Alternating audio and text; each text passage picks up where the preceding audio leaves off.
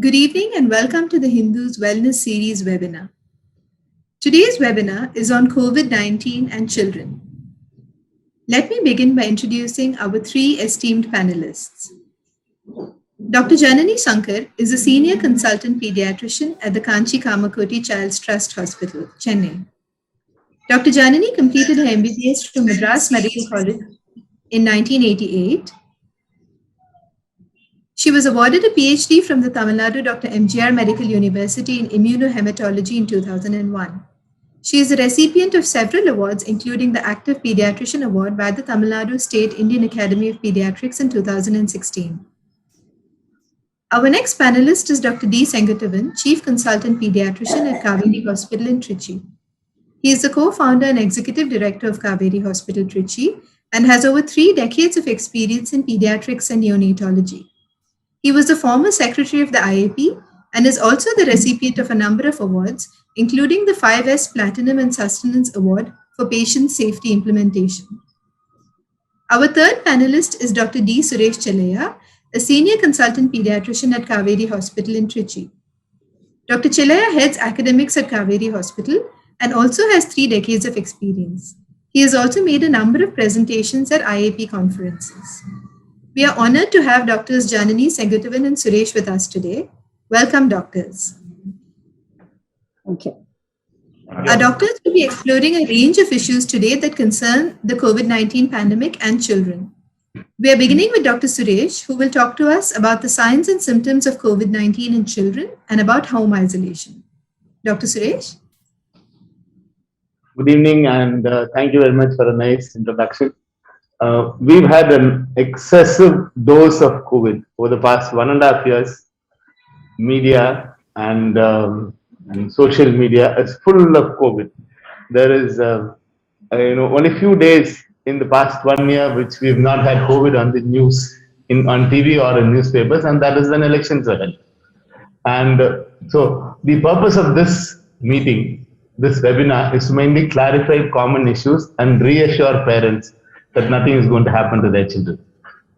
I remember Dr. Gagandeep Kang said in the beginning of this epidemic last year that this is the first epidemic that is come on and hit us after the advent of social media and the popularization. We've had many epidemics so far, mankind. The commonest one everybody talks about now is what happened 100 years ago, the Spanish flu epidemic. And same thing happened, it came in 2-3 waves. And but this is the first time the virus is not only attacking us through air, but it's also attacking us through the social media. Now, everybody is an expert. Everybody has one or the other treatment modalities that they discuss. They say this is good, this is not good, and all the patients think that we have to do what the social media says. So let's keep the social media away and stick only to professionals who talk about the disease, and only professionals who talk about the disease, not all professionals. Now, the other thing is about, waves. We are talking about the first wave that went off, the second wave, and the third wave. All epidemics come in waves. The reason for this is when the epidemic, when the disease starts and it comes down in its own natural course, everybody becomes complacent. We remove our masks, we go for crowds, we go for meetings, we meet more and more people, and then we generally tend to have this recurrence of the infection to a population which is not so far been infected. And the third wave will also come similarly. So now, concerning children, there is a fear that children are affected more than the adults nowadays. No, children are less affected than adults. The reason why more children are being identified is that because we are testing more this time than it was last year, and the total number of people have also become more, the positives. Last year in Tamil Nadu we had about 4,000 per day. Now we are having 30,000 per day. Naturally, if we test children, they will also be positive. And during the last year, the difference that we find is that most children were asymptomatic. They had no symptoms of the disease. They had no cold cough. We were finding out by doing antibody testing for other illnesses. Now, this year, we've had mild illnesses like a fever, upper respiratory infection or a diarrhea, cough and cold, usual mild pediatric illnesses. So what do we do with them when they have a mild illness? Most of these illnesses are going to be mild. They're going to be in children whose parents or caregivers have COVID. And these children are going to be all right at home. What we've always done, we will continue to do.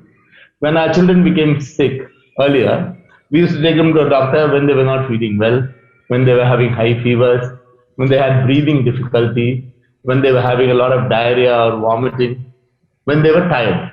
We took them to doctors. Otherwise, we gave them paracetamol and waited for a couple of days. Or we called our doctor and said, this is what is happening. Can I do something? And that is exactly what we need to do now.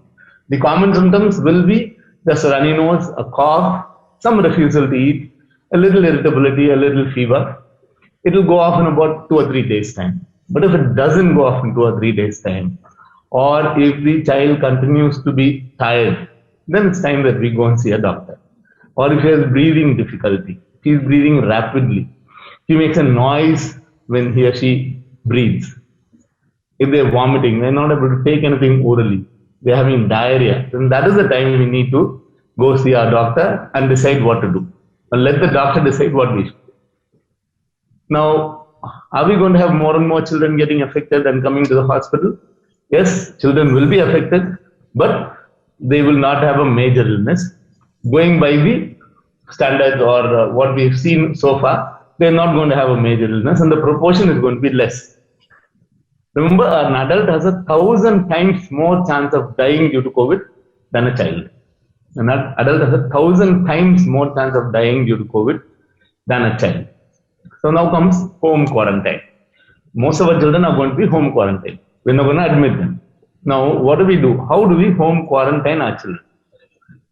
Let's spend some time on this. So there are two situations. When the child is COVID positive and the parents or caregivers are negative for some reason, then we need to have the child at home, slightly isolated. We can't lock them up in a room. And especially younger babies will get very anxious if you keep them away from the rest of the family.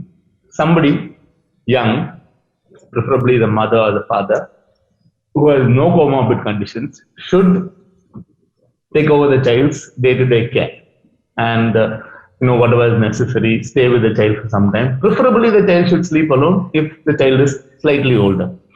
The person who is taking care should wear a proper mask and hand washing should be practiced at all times. We can have as little contact as possible, but you can't keep a child away totally.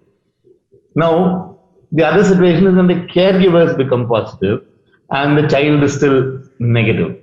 Now again, if we have a reliable relative or friend who has no comorbid conditions, who doesn't have old people, elderly people in their house, then we can send the child there if it is possible. Now, there are many things in this. They have to be reliable, they have to have children, or they have to have adults who are young, no old people in the house. If it is not possible, we can continue to have the child in our house, but mask. If the child is more than 2 years of age, definitely the child can be taught how to wear a mask. And we should do a lot of isolation as much as possible. And as best as we can manage this situation. Preferably when there are seniors in the house, it is best that we keep them away from children who are positive or adults who are positive. Let's keep the seniors away. Of course, we should immunize. We should have by now immunized our seniors, and if we haven't, we should go and do it as early as possible. So let's keep the seniors away as much as possible and quarantine the children as much as possible. Don't be scared of this disease. Children are not going to be affected massively, and even if they are going to get affected, the hospitals are ready to take care of them. So please don't be scared. Please be cautious, but don't be scared. We have learned a lot from adult illnesses. So pediatricians are ready to take over children when they become sick. Usually the adult physicians learn from pediatricians vis-a-vis the infectious diseases, but this is one time we are learning from them. We'll learn from their experience, their mistakes, and we will take care of our children when they need, if they ever need. So let's not be scared. We shall overcome. Thank you. I hand over to Thank, Mrs. thank you very much, Doctor. That was a very clear picture presented. Next, to talk to us about what does happen when a child requires hospitalization is Dr. Janani. Yeah. I think Dr. Suresh made it very clear that it is not very serious in children when compared to adults. What we do is, where I work is a tertiary care private children's hospital. We get about, at least on an average, about 50 to 60 phone calls a day from positive parents asking whether they have to test their child, and if the child is positive, what do we do?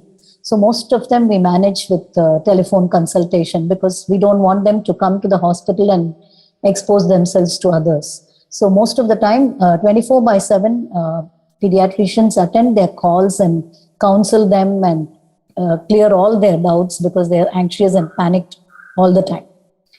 Again, the number of parents who come directly to the hospital, at least we have about 20 to 25 of them every day, carrying a positive report, with or without the child. They bring the child, or sometimes they just come, parents anxiously come with the report, and we have a separate fever triage where we see these anxious parents and the child. So again, out of this 25, maybe we'll admit 1 or 2 only. Most of them don't require admission. They just have a very mild URI symptoms, or just have a low-grade fever. So we just treat them symptomatically. We give them all the warning signs when they have to report. A word about the warning signs. We tell them to come back if the fever persists for more than 4 days. High-grade fever, it has to be a high-grade fever. A fever of 99 is not considered, a temperature of 99 is not considered as fever.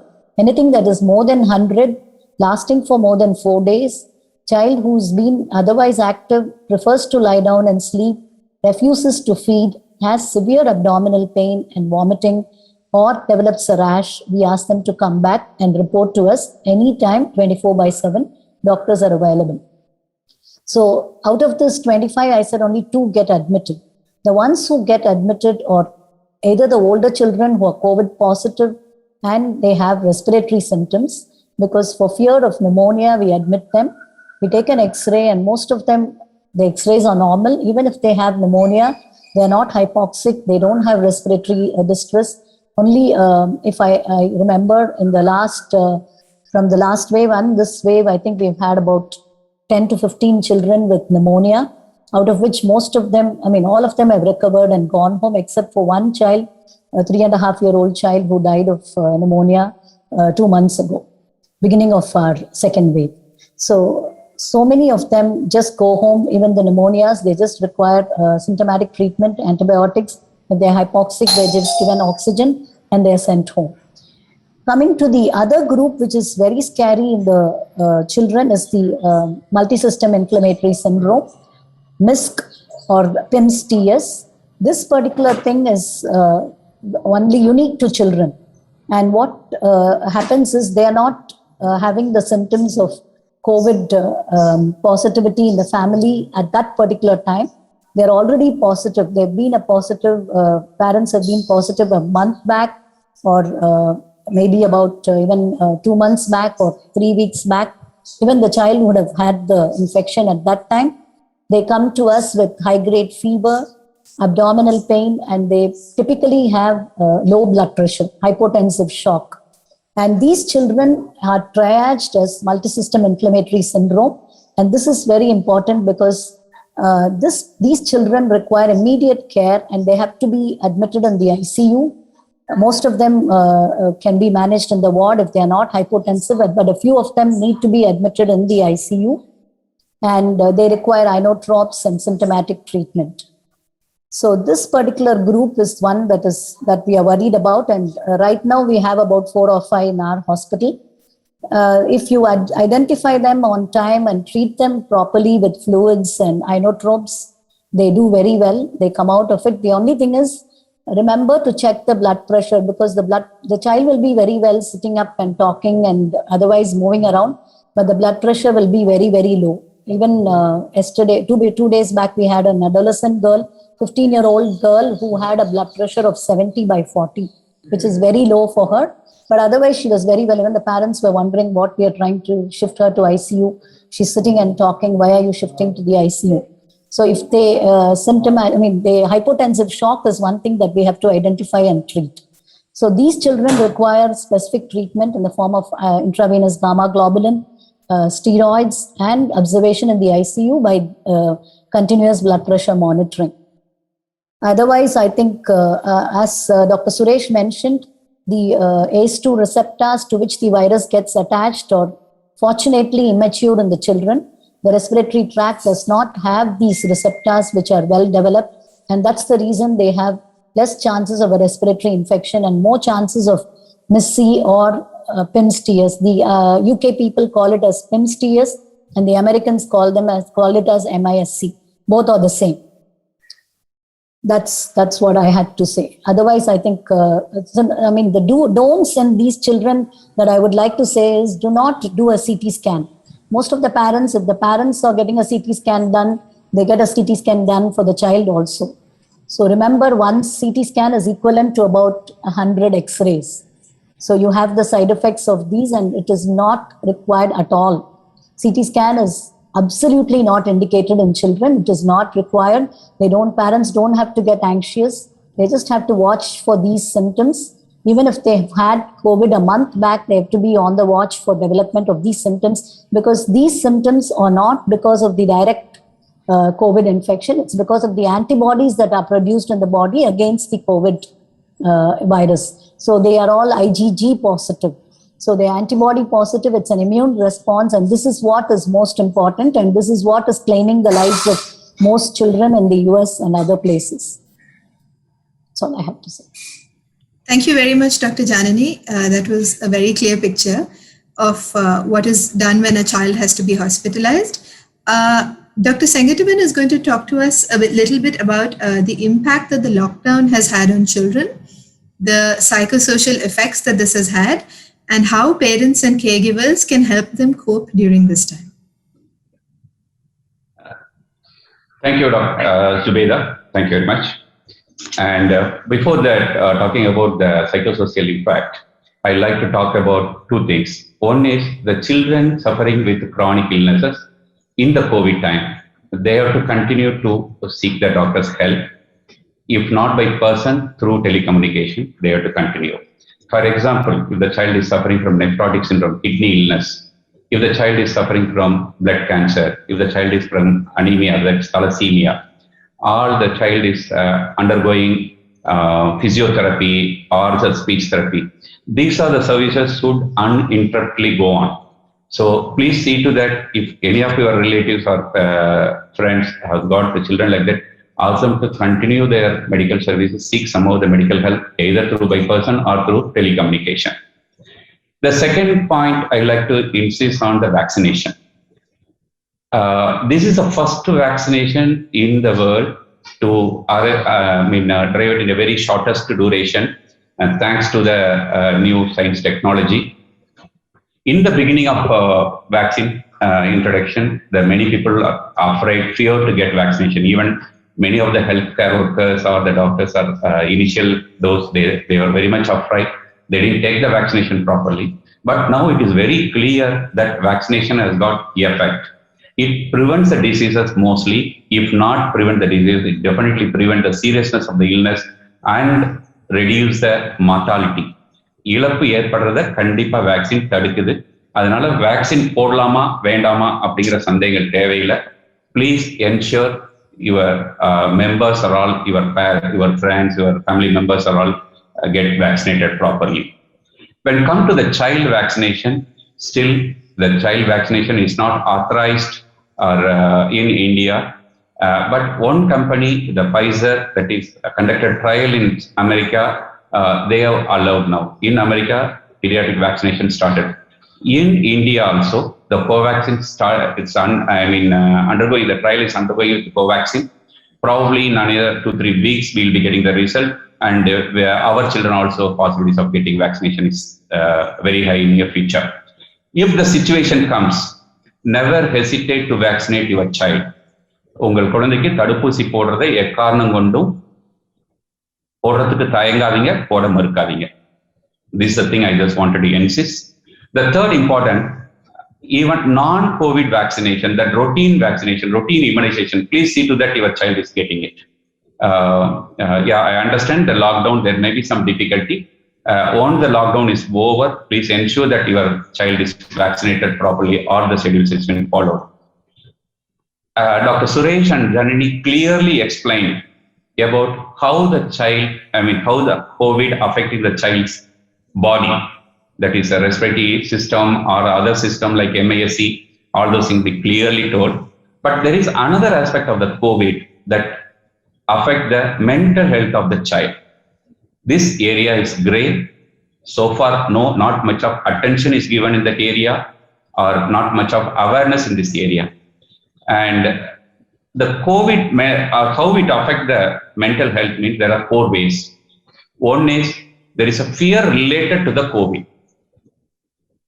COVID வந்துருமா அப்படிங்கிற ஒரு பயம், or COVID பத்தின இடம் புரியாத ஒரு பயம். The second is losing somebody in the family or in the friend's family or in the known circle. So the fear losing, whether we'll get lost, we'll be dying fear. Third one is schools closed. Because of that, there is effect on the mental health. Fourth one is lockdown effect. We'll go one by one. The COVID-related fear, the main reason I feel, one is the media, TV, news channel. Always they say about running commentary, Mari, so much of cases, so much lakhs of cases been affected, so much of death today, and so much of oxygen scarcity. That is being repeatedly shown in the TV. We always keep watching that, and without our notice, our children also seeing that and getting into that, registered into their mind. And we also, as a parents, because of our anxiety, our panicness,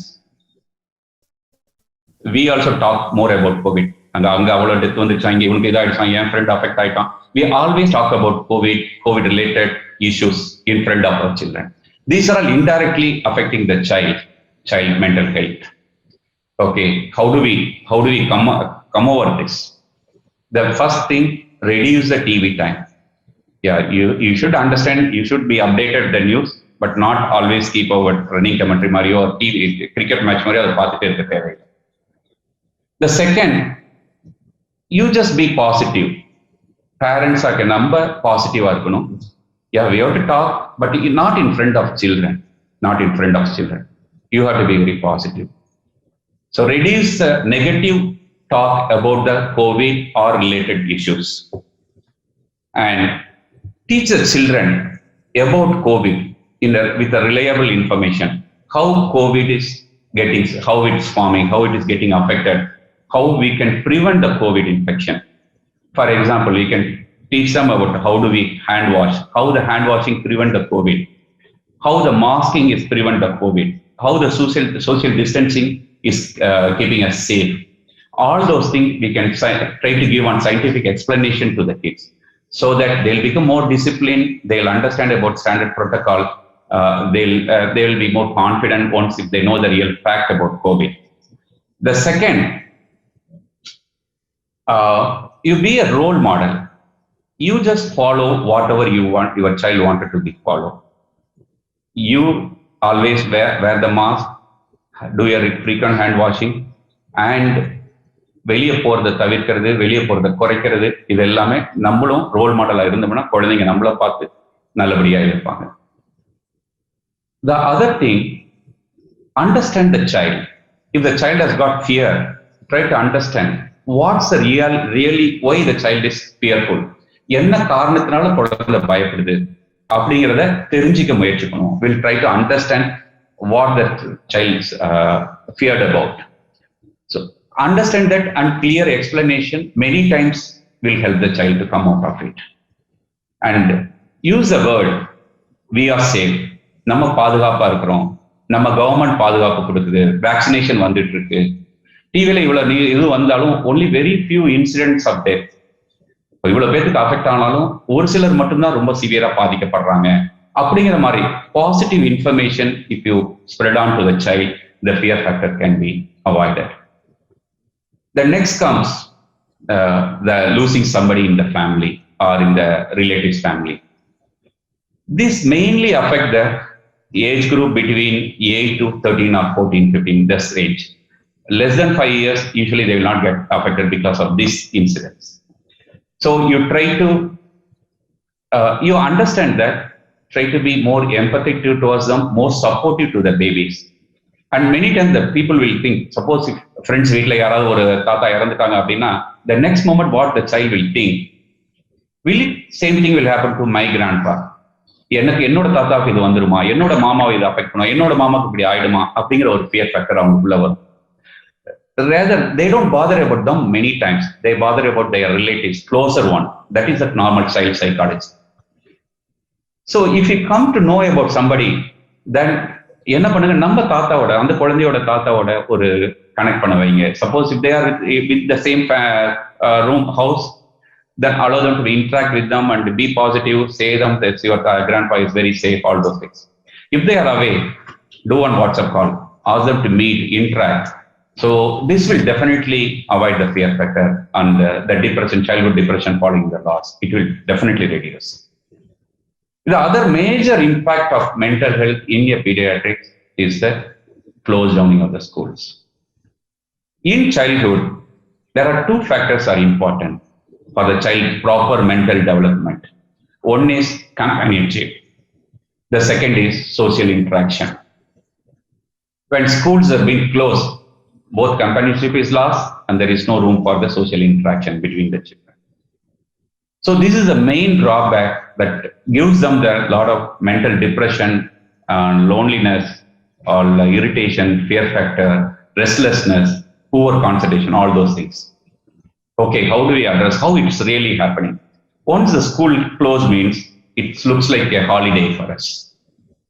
So the children tend to get up late and they don't take bath immediately. So breakfast is being skipped. So once the diet schedule routine they maarumbodhu, they started eating a lot of junk foods. Once they start taking a lot of junk foods, the nutrition part is lagging and obesity develops. Once obesity becomes, then the self-confidence level goes down. So this is one aspect. The second aspect, the child is at home, don't know what to do. So many times he sits in front of TV watching a movie or something, or plays a video game or goes to the YouTube and so sees the mobile. The screen time is more. When the screen time becoming more, the concentrating power of child comes down. It go to the bed late and develop insomnia. When there is a poor sleep, automatically child become irritable, fatigue, and lack poor performer. So these are all lead on to the childhood depression. And adding on to this, lockdown. At least school முடிச்சா சரி எங்கேயாவது வெளியே ரோட்ல walking கூட்டு போகலாம், ஒரு park போகலாம் அப்படிங்கிற மாதிரி இதெல்லாம் ஆப்ஷன்ஸ். இப்போ lockdown வந்துட்டதுனால they cannot step out of home. So they'll be very lonely now. They'll be very lonely. This effect has been multiplied. So there are high possibilities of loneliness, frustration, boredom, and depression. Okay, how do we overcome this? Whether school is there or not, make the child in a discipline. That routine, day-to-day, daily routine should not be affected. It has to get up in the right time, whatever her routine, daily routine. Whether it goes to school or not, it has to get up. And they should take bath in the morning itself. And breakfast should never be skipped. Once its diet pattern is becoming streamlined, the junk foods automatically goes down. Then மீதி இருக்கிற நேரத்துல instead of watching TV, you just have a conversation with the child. Like the good conversation, like your own early childhood or your own early life or school days life, you can discuss with them. Many times the child will be more interested in knowing about you than many children. For example, N doctor நான் இன்னமும் இந்த வயசுலயுமே நான் பழைய காலத்து என்னோட கதையெல்லாம் சொன்னா she'll be more interested. She'll be listening, even hours together she'll be listening. So the children definitely they learn a lot about you and how you been and how comfortable they are now, all those things can be taught. And the second thing, they can be engaged in the small household activities like room cleaning, or if the little bigger child, they can wash their plates in which they eat. And ரொம்ப இன்னும் கொஞ்சம் சின்ன குழந்தையா இருந்தா துணி மடிச்சு வைக்கிறது, or arranging their cell.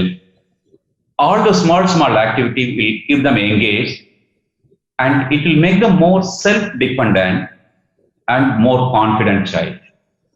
இந்த சின்ன சின்ன வேலைகள்லாம் ஏதோ சின்ன விஷயம் மாதிரி இருக்கும், but it has got larger impact on the mental health. And suppose if they miss the social gathering, we can arrange in a fixed time, weekly twice or thrice, in a particular time. You connect to all their friends with a virtual meeting, either through video or audio call. You be out of the place, let them be free, let them talk freely, whatever they want. You don't sit nearby, so they'll feel like or a restriction இருக்கும். உங்க முன்னாடி அவங்ககிட்ட ஃப்ரெண்ட்ஸோட ஃப்ரீயா பேச முடியாது. Give them that space, safe space. And a frequent virtual family get together you can have. In that you can think about positivity. You can think about positivity. What are the good things that you are doing? So all the things the child will learn.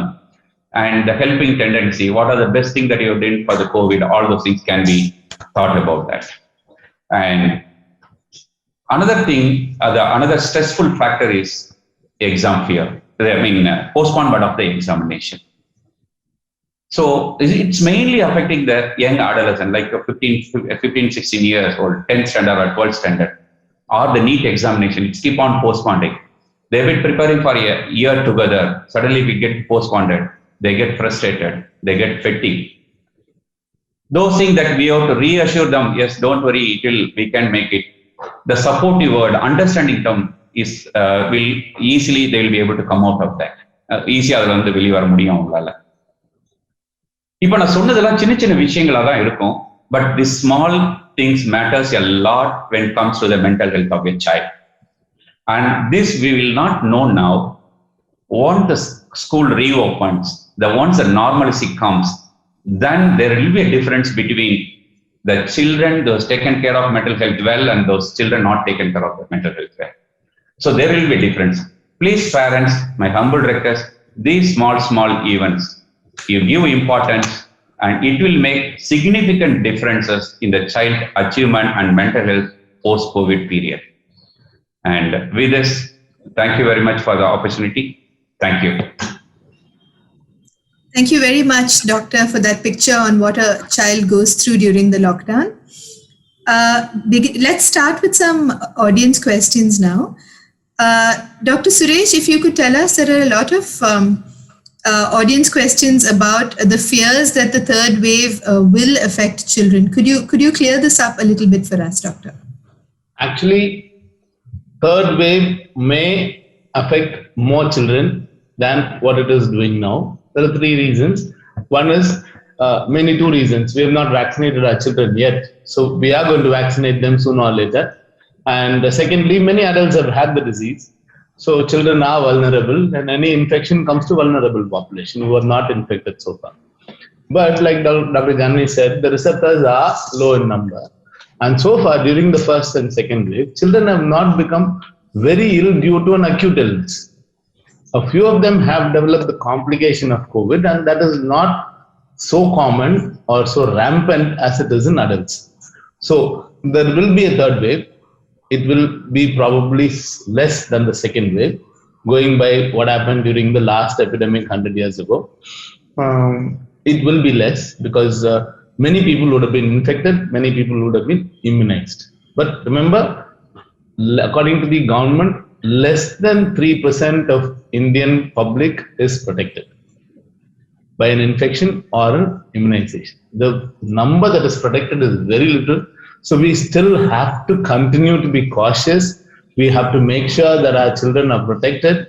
We have to make sure masking, hand washing, and distancing is maintained, and avoid all functions, religious and non-religious functions should totally be avoided. You know, like weddings, if two people are getting married, very good, let them get married. Why should my child be exposed to COVID because somebody else is getting married?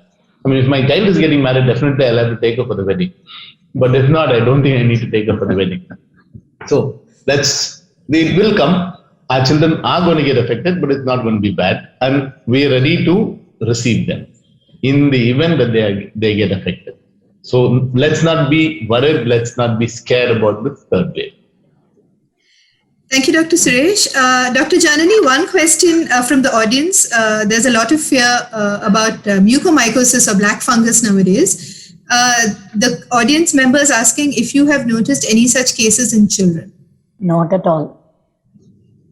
As I told you, in children, the infection is very mild, and the only condition where we give steroids is the MISC or MISC. And that too, the duration of steroids and the dose that we give is very small and short duration. So, and the main reason for mucormycosis is uncontrolled diabetes, which is not very common in children. So just let them take the fear out of mucormycosis from their minds. It will definitely not affect the children. Right. Thank you, Doctor. Dr. Sengatavan, a couple of questions from audience about children who are testing positive but are completely asymptomatic. What is the protocol for them? Do they need a special diet? Do they need any sort of tests? What do they do for them? If they are asymptomatic, otherwise just simply positive, otherwise baby is really fine, they just need monitoring, nothing else. And always a good diet, nutritious diet, a lot of greens and vegetable, vitamin, fruits is good for any child who is ill. Other than that, just watch for signs and symptoms.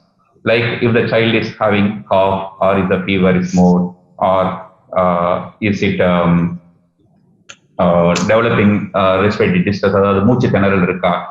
So இந்த மாதிரி விஷயங்கள் we have to monitor. Suppose if we find any of these things, then we have to consult a doctor immediately. Otherwise, it doesn't require any specific, only just good diet, proper diet, nutritious diet, balanced diet, and just monitor. Dr. Sengatavan, adding on to that, if they are positive but asymptomatic, for how many days is the child contagious? One of our audience members is asking. Yeah, it is. It was earlier. It was saying 14 days. It's quarantine is compulsory. The child tend to spread the viruses. Now they feel even 10 days is enough. Once from the day of testing, not from the day of illness. It is from the day of testing. Right. Thank you, Doctor. Dr. Suresh, one audience member is asking if a pulse oximeter can be used for a child. Pulse oximeter can be used for a child, but it's not going to be necessary. Like Dr. Janani, all of us have been saying, children do not have too much of respiratory distress. So pulse oximetry in a child needs a special pulse oximeter if the child is very small. So the adult finger pulse oximeter sometimes doesn't work in children so well, and so there is a tendency to panic. There is really no need to keep checking your child's saturation just because somebody else in the house has COVID or the child has COVID, unless the child has respiratory symptoms, in which case they should be consulting a doctor and follow their advice. So pulse oximetry is, and remember, saturations fall a little later in the illness. It doesn't fall.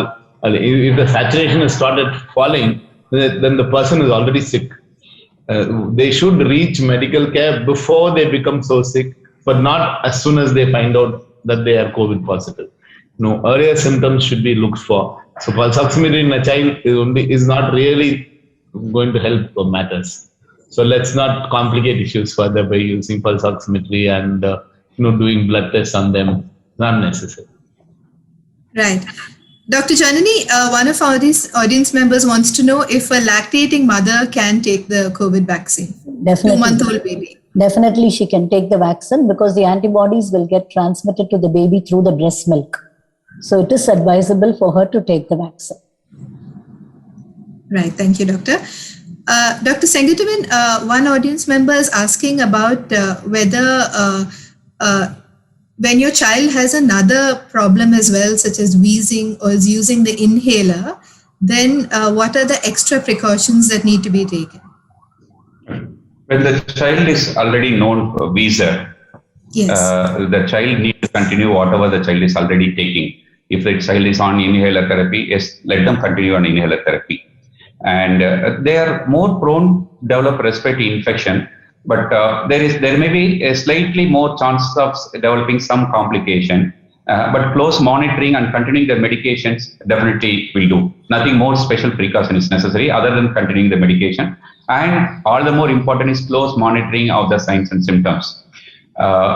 Consult a doctor if the child is dull, not taking feeds well, if the breathing respiratory rate, that is breath rate is more and tired. If you find any of these things, then consult a doctor. Right. But inhaler should be continued. Inhaler should be continued if necessary, if it is advised by the doctor.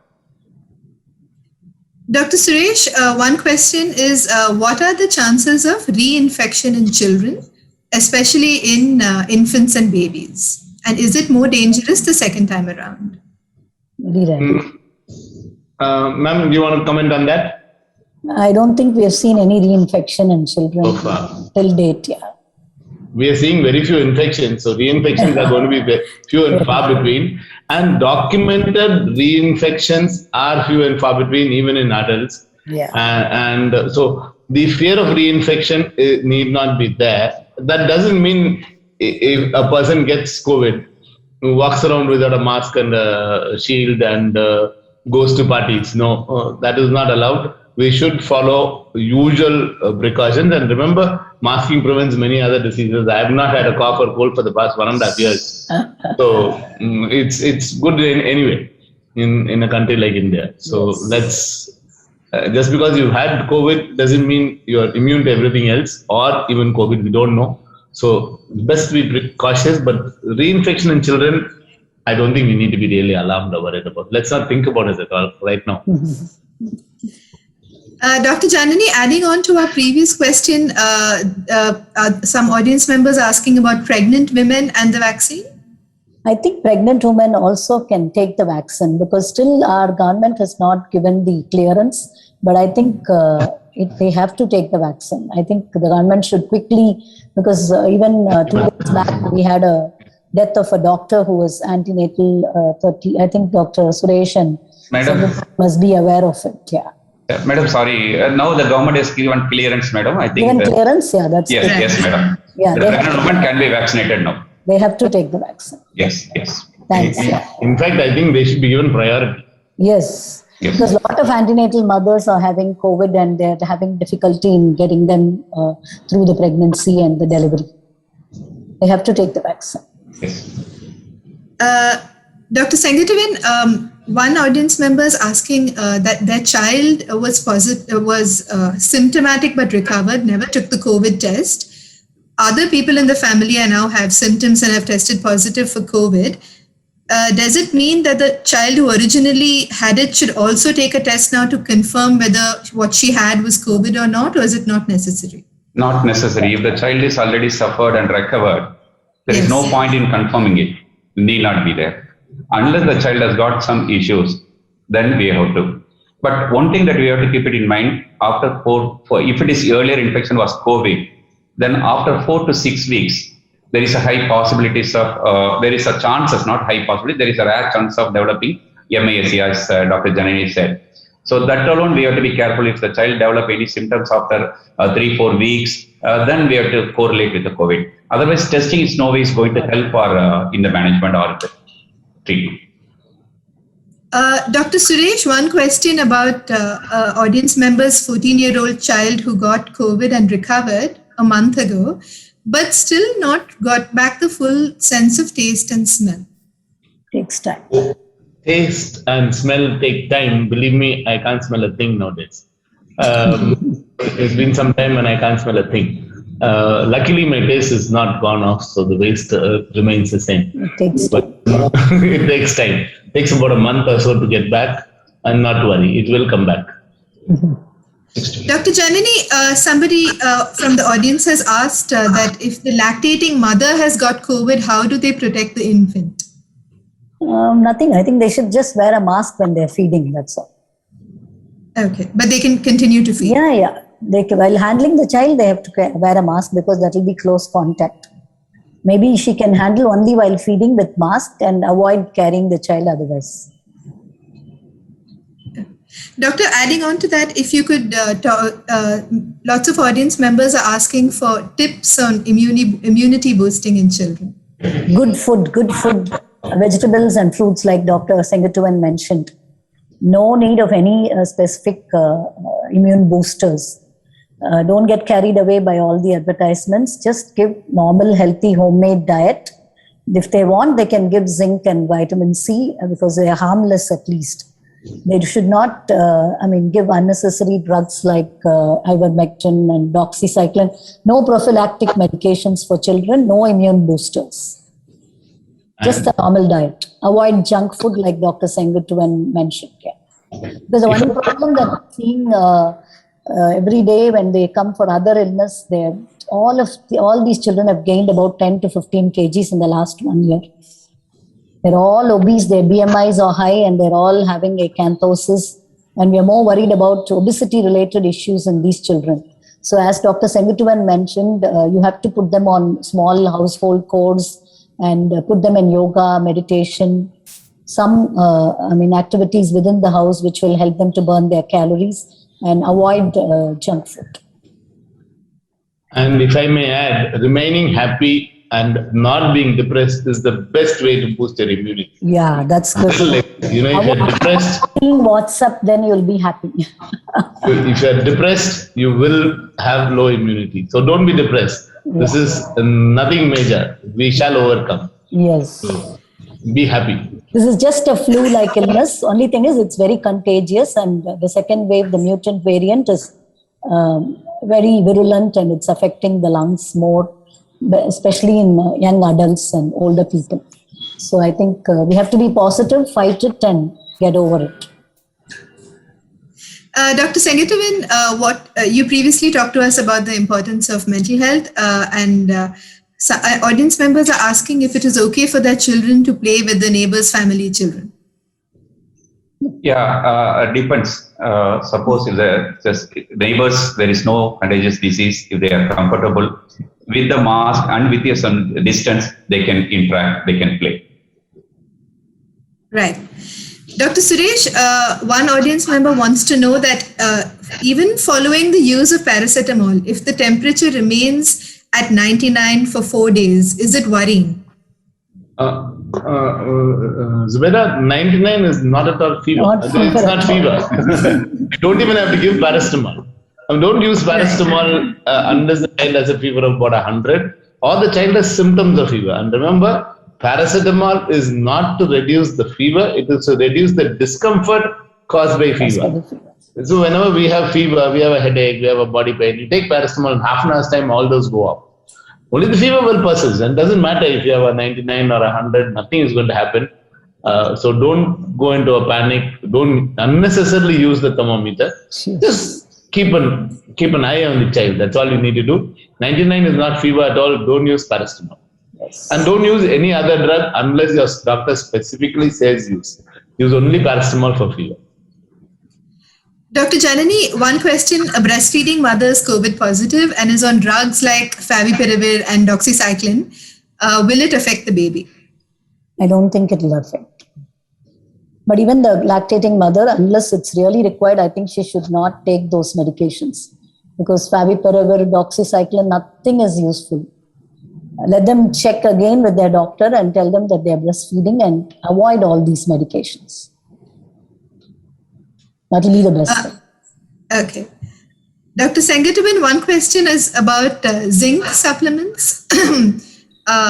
Should children be taking any vitamin, zinc, or any other kind of supplements at this time?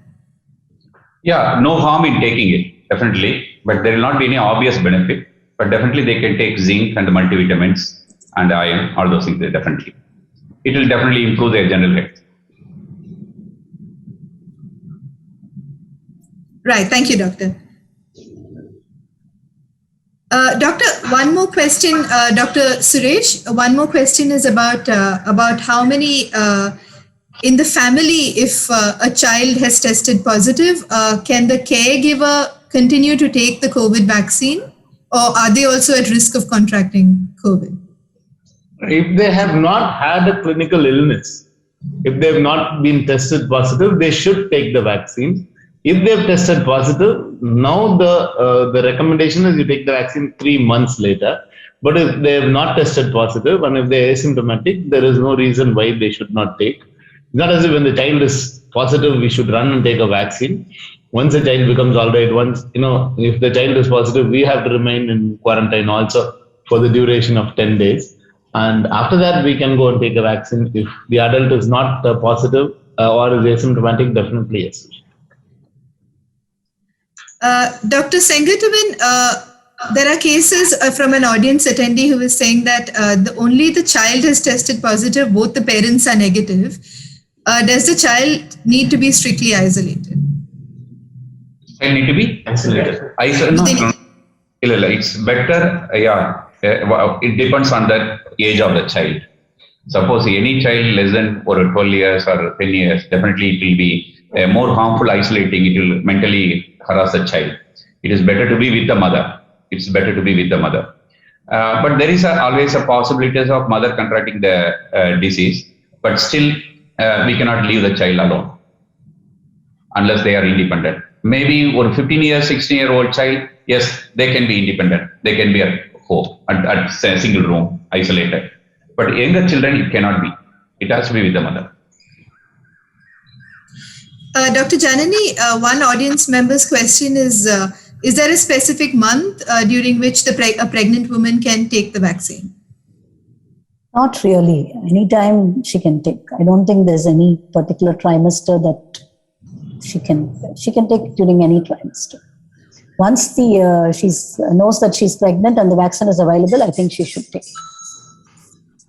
Right. Dr. Suresh, one audience member wants to know that children suffering from adenoids, are they more at risk of getting severe colds and therefore COVID? No, adenoids have got nothing to do with COVID.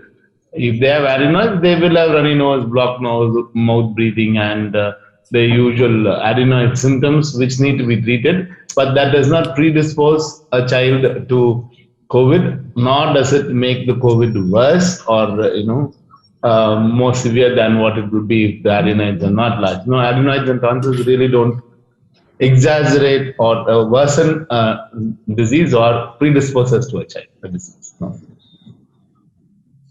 Dr. Sengatuvan, lots and lots of questions about children and the vaccine. As you already told us during your presentation, in India, we still do not have approval to give it to children, but trials are underway. Could you just speak to us a little bit about it? If it is available, then parents must ensure that children take it? Yeah, there are two types of vaccination at present. It's in the thing. One is Covishield and Covaxin. Those are approved vaccination. And Sputnik also it's coming in the things. But none of these vaccination is established the safety profile. The trial is not yet over regarding the safety profile in the pediatrics. So, but the Covaxin is in the pipeline. They are conducting a trial, and I think it's a verge of finishing it in another 2-3 weeks. They will be finishing the trial. Once the trial is over, proved it is safe in children, they are planning to vaccinate between 2 and 18 years. 2 and 18 years. Even less than 2 years, it is not. The 2 and 18 years, they are doing the trial. Most probably, it will be through, and we will be able to vaccinate the children in another 2-3 months. Probably this flu season, before the rain season, if we are able to get the vaccination for our children, it's more safe. We hope it will be available. Dr. Janani, some questions about mask wearing for children. Since when should they wear it? Should they double mask as well? From 2 years of age, I think they can start wearing mask. And double mask is not required unless they have respiratory symptoms and they have family members who are positive or they themselves are positive. Otherwise, double mask is not required. A proper 3-layered mask or a nice good cloth mask which covers the nose and the mouth properly worn is more than enough. Dr. Suresh, there are some questions about the factor V laden in children and whether they can be vaccinated or whether they are at more risk of the disease. Excuse me, about can you repeat the question?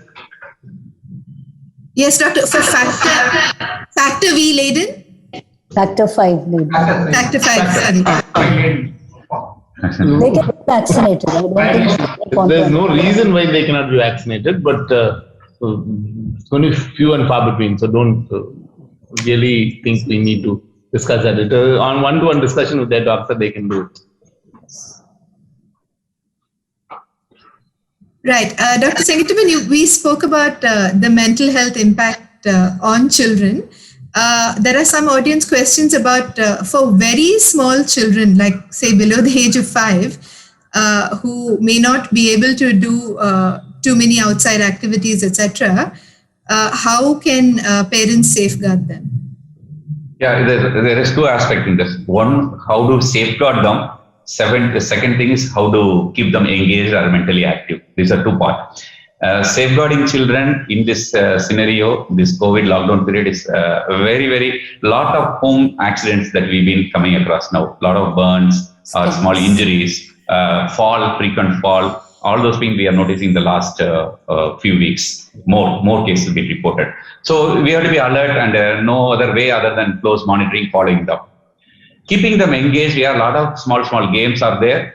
And one thing we have to start, we should play with them. Suppose if you are a professional, it may not be possible, but still we have to find some way you have to. And second, a lot of other toys and safety toys are there, safety games are there to play that we have to keep engaging with. So the more of physical interaction and personal interaction with the children is more helpful in the mental activity. Thank you, Doctor. Dr. Janani, one audience question is about if the child becomes asymptomatic after COVID, do they need a negative test? No, not recommended. Even for the adults, it's not required, all the more for the child too. From the time of start of symptoms, at the end of 7th day, they become non-infective. So usually that's why we say 10 days is more than enough from the start of the day of the symptom. If they're asymptomatic, we take it as 14 days. They're not infective after 7th day. Right. Dr. Sengatavan, there is one audience member who wants to know if children should get the flu shot and will that act as a prophylaxis for children? Children can get flu shot, but it will not be prophylaxis for this COVID. And just before we wind up completely, Dr. Suresh, lots of questions about if you could give us a quick recap on what are the signs and symptoms to watch out for and what are the danger signs. The signs and symptoms will be like common cold, cough, cold, fever, some sore throat. Older children may complain of sore throat. They may have mild fever to moderate fever, 100 plus, and they will have some difficulty in eating. They won't eat as much as they used to, and they may or may not be tired and listless. These are common symptoms. As long as the fever doesn't go up very high, like 103, 104, fever doesn't last for more than 4 days. And if their cough is not troublesome, if their diarrhea is not too much, if their vomiting is not too much, they're able to tolerate food, they're taking enough fluids, they're passing out urine well, colorless urine, and they're active when there is no fever. Child will be dull when there is fever. If they're active when there is no fever, then there is really no need to worry. But if the fever goes beyond 4 days, the child is not able to tolerate anything orally, continues to vomit, has a diarrhea, becomes tired, is not active even when there is no fever, is having breathing difficulty. That is rapid breathing with, indrawing of chest and some noise while breathing. Or if they have a comorbid condition like a wheeze, if the child with a wheeze has a COVID, you feel that the child is becoming a little sicker than usual, then we should reach, consult a doctor, teleconsult, or go and see a COVID in a COVID OP and see what happens. So, usual mild illness. This is a mild viral illness, a flu-like illness, which will pass. Some children, like always, will become a little worse, so we need to treat them. So basically, just a common cold, cough, cold, fever, little diarrhea, vomiting. If it worsens, if it goes beyond 4 to 5 days, if the child is tired at any time or has any other problems, then we should consult a doctor. I think we have time for just 2 more questions. Dr. Sengatavan, a couple of questions about whether steam inhalation and other home remedies are all right for children. Not really required. more dangerous. They may burn their face and I know, I saw one burn following steam. because Right. it's difficult to make the children do a steam inhalation. Yeah. And Dr. Janani, one, if possible, a quick recap of the symptoms of multi-inflammatory syndrome. Yeah, multisystem inflammatory syndrome. There is a history of contact with a COVID positive patient, or the patient itself had COVID about 3 to 4 weeks back. And the child comes to you after a month of this exposure with high grade fever of more than 4 to 5 days, with or without hypotensive shock, severe abdominal pain, loose stools, rash. And if you also have the lab evidence of high total count, lymphopenia, and high inflammatory markers, then you make a diagnosis of MIS-C and admit, observe them, and start them on specific treatment. Right. Thank you very much, doctors. Yeah.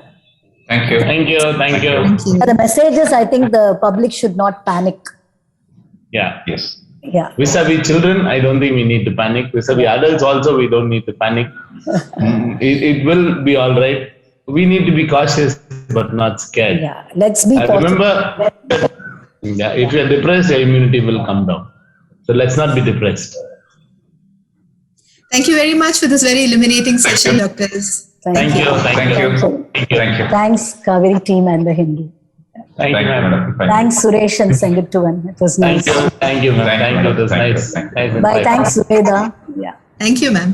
Thank you. Bye.